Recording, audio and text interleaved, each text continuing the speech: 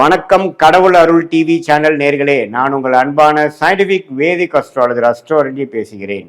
நல்லது நினைப்போம், நல்லதே நடக்கும். இந்த வீடியோவில் நம்ம என்ன பார்க்க போறோம்னா, மேஷ ராசிக்காரர்களுக்கு ஜூன் 2026 எத்தகைய ஒரு பலாபலன்கள் நிறைந்த ஒரு மாதமாக இருக்க போகுதுங்கிறத சயின்டிபிக் வேதிக் அஸ்ட்ராலஜி முறையில் நம்மளுடைய பழமையான இந்திய வேத ஜோதிட அடிப்படையிலான ஒளி தத்துவம் பிரகாரம் எந்த விதத்திலும் மூட நம்பிக்கைக்குள்ள போகாமல் மிகைப்படுத்தாமல் உள்ளது உள்ளவாறு ஒரு கிரகம் ராசிக்கு இந்தந்த இடத்துல சஞ்சாரிக்கும் பொழுது எத்தகைய ஒரு தாக்கத்தை வாழ்க்கை சம்பவங்களை உருவெடுத்து கொடுக்கும் அப்படிங்கிறத நம்ம சயின்டிஃபிக் வேதிக் அஸ்ட்ராலஜி முறையில் துல்லியமாக நம்ம பார்க்க போகிறோம்.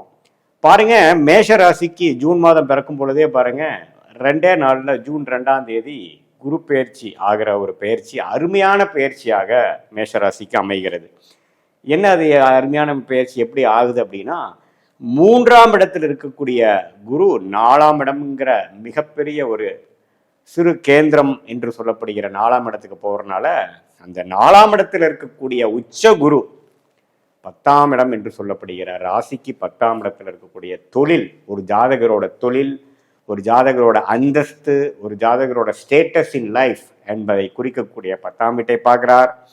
12ஆம் வீடு என்று சொல்லப்படுகிற சுப விரயங்கள், இன்வெஸ்ட்மெண்ட்ஸ், அடுத்த கட்ட நடவடிக்கைகள், இடம் மாற்றங்கள் அப்படிங்கிற மாதிரி விஷயத்தை பார்க்கிறார். அதே சமயத்தில் 8ஆம் இடம் என்று சொல்லப்படுகிற ஃபண்டிங், பணம் வசதியில் கொஞ்சம் வெளியிலேருந்து நமக்கு கொஞ்சம் பணம் வருது, அந்த பணம் மூலமாக சில ஆதாயங்கள் பண்ண நம்ம ட்ரை பண்ணுறோம், சில next level of expansion, next level of life growth நோக்கி நாம் போகிறோம் அப்படிங்கிற கொடுக்கக்கூடிய ஒரு அற்புதமான 12 வருஷத்துக்கு ஒரு தடவை வரக்கூடிய 4ஆம் இடத்து உச்ச குரு 2026 ஜூன் மாதம் 2ஆம் தேதியே ஆகுது.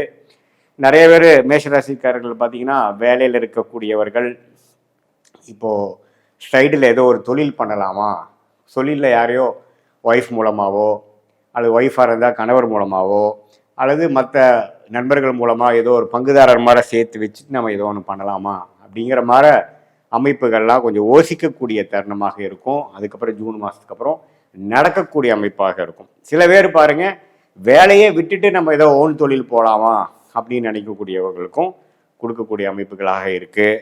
அல்லது இருக்கக்கூடிய வேலை, இருக்கக்கூடிய தொழிலையே இன்னும் பிரசித்தமாகி, இன்னும் கொஞ்சம் ப்ரமோஷன் ஆகி, இன்னும் கொஞ்சம் ஸ்டேட்டஸும் விஷயங்களும் அதிகமாக ஆகிற மாதிரி அமைப்புகளும் இருக்குது. எப்பவுமே 10ஆம் இடத்தை உச்சகுரு பார்ப்பது இது மாதிரி நல்ல விஷயத்தை கொடுக்கக்கூடிய ஒரு அமைப்பு மேஷராசிக்காரர்களுக்கு கண்டிப்பாக உண்டு. அதே மாதிரி ராசி அதிபதியாகிய செவ்வாய் ராசிக்குள்ளேயே இருக்கிறார் ஜூன் மாதம் முழுவதும். 22 ஜூனோட கடைசி மாதத்தில் தான் பார்த்தீங்கன்னா 2ஆம் இடத்துக்கு மாறுறார். ஸோ ராசநாதன் ராசிலேயே இருக்கிறது ஒரு நல்ல பலம் தான். நாம் என்ன பண்ண போகிறோம், நமக்கு என்ன செய்ய போகிறோம் அப்படிங்கிற உத்வேகத்தை கொடுக்கக்கூடிய ஒரு ஃபோக்கஸை கொடுக்கக்கூடிய ஒரு அமைப்பு தான் செவ்வாயின் சஞ்சாரம். மேஷத்திலேயே பெரும்பாலான நாட்கள் ஜூன் மாதம் இருக்கிறது கொடுக்குதுங்க. அதே சமயத்தில் சில கோபதாபங்கள் வரலாம். ஏன்னா செவ்வாய்ங்கிற கோபகாரகன் ஆகிய ஒரு ரெட் ஹாட் பிளானட் ராசிக்குள்ளேயே இருந்து எந்த ஒரு சுப பார்வை பெறாமல் இருக்கிறார். அதனால் கொஞ்சம் அப்பப்போ ஃப்ரஸ்ட்ரேட் ஆகிறது, இரிட்டேட் ஆகிற விஷயங்கள்லாம் கொஞ்சம் வந்துட்டு போகக்கூடிய அமைப்புகள் இருக்குது. கொஞ்சம் அதெல்லாம் கொஞ்சம் கண்ட்ரோலில் வைக்கணுங்கிறது ரொம்ப முக்கியமான ஒரு அமைப்பு. அதே மாதிரி சுக்கிரன், அதே மாதிரி புதன், இது எல்லாமே 3ஆம் இடத்திலே நீடித்திருந்து மாதத்தின் செகண்ட் ஹாஃப்க்கு அப்புறம் தான் சூரியன், சுக்கிரன், புதன் எல்லாரும் வாருங்க ஒரு ஜூன் மிடில் உங்களுக்கு மாறுறாங்க. ஸோ என்ன மாறுறாங்க, 3ஆம் இடத்துக்கு சூரியனும் மாறும் பொழுது சுக்கிரனும் புதனும் 4ஆம் இடத்துக்கு வராங்க. ஸோ 4ஆம் இடங்கிறது போய் குருவோட சேரும் பொழுது இன்னுமே இடம் சார்ந்த பொருள்கள், வீடு, வண்டி, வாகனம், தொழில் மேன்மை, அது மாதிரி விஷயத்துக்காக நம்ம கொஞ்சம் ஆடம்பர விஷயத்துக்காகவோ ஒரு தொழில் முனைப்புக்காகவோ நம்ம இன்வெஸ்ட்மெண்ட்ஸ் பண்ண போகிறோம், ஒரு முயற்சி எடுக்க போகிறோம். சம்டைம்ஸ் ஒரு ஆர்சி எடுக்கிறதா இருக்கட்டும், ஒரு ஆஃபீஸ் ஓப்பன் பண்ணுறதா இருக்கட்டும், ஒரு விசிட்டிங் கார்டு அடிக்கிறதா இருக்கட்டும், ஒரு புதிய டொமைனுக்குள்ளே போகிறதா இருக்கட்டும், நான் இதுதான் பண்ணுறேன், this is my position, this is my பிஸ்னஸ்ங்கிற அடுத்தவங்களுக்கு அறிமுகப்படுத்துகிறதா இருக்கட்டும், அது மாதிரி விஷயங்கள். அதே மாதிரி வீட்டுக்கு வேணுங்கிற வசதிக்காக வேணுங்கிற ஒரு பொருட்களை வாங்குறதா இருக்கட்டும்,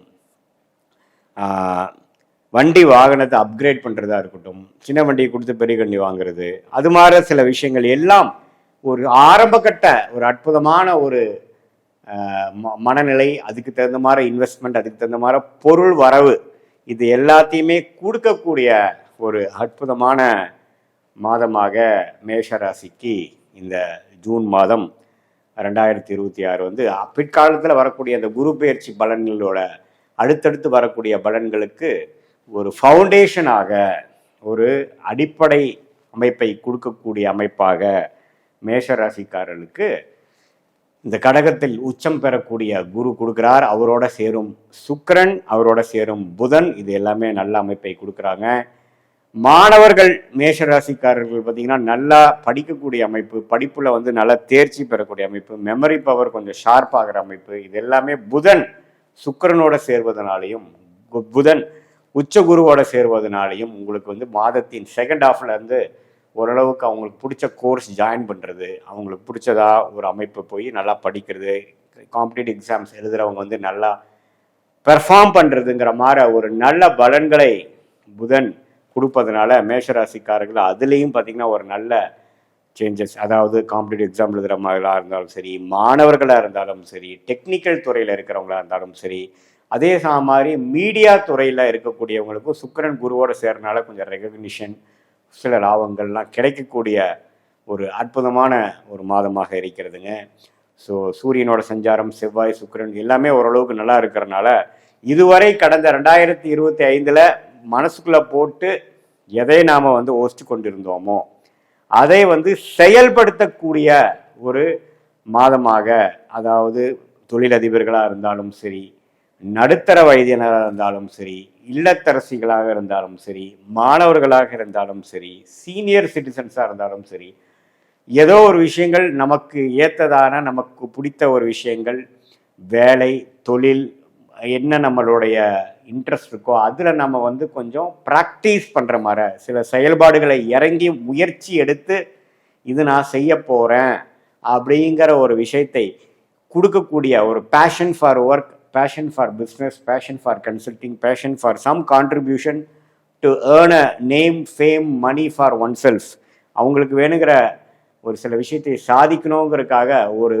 முனைப்போட, பேஷனோட இறங்கும் தருவாயாக இருக்கக்கூடிய ஒரு அற்புதமான ஒரு மாதமாக 12 வருஷத்துக்கு ஒரு தடவை வரக்கூடிய குரு பெயர்ச்சி உச்ச குருவாக கடகத்திலிருந்து 4ஆம் வீட்டுக்கு மேஷராசிக்கு வரக்கூடிய அமைப்பாக இருக்கிறதுங்க. கடவுள் அருள் டிவியை பார்த்தமைக்க நன்றிகள். மேலும் இது போன்ற தகவல்களை தெரிந்து கொள்ள கடவுள் அருள் டிவியை சப்ஸ்கிரைப் செய்யுங்கள். மறக்காமல் பெல் ஐக்கானை கிளிக் செய்யுங்கள்.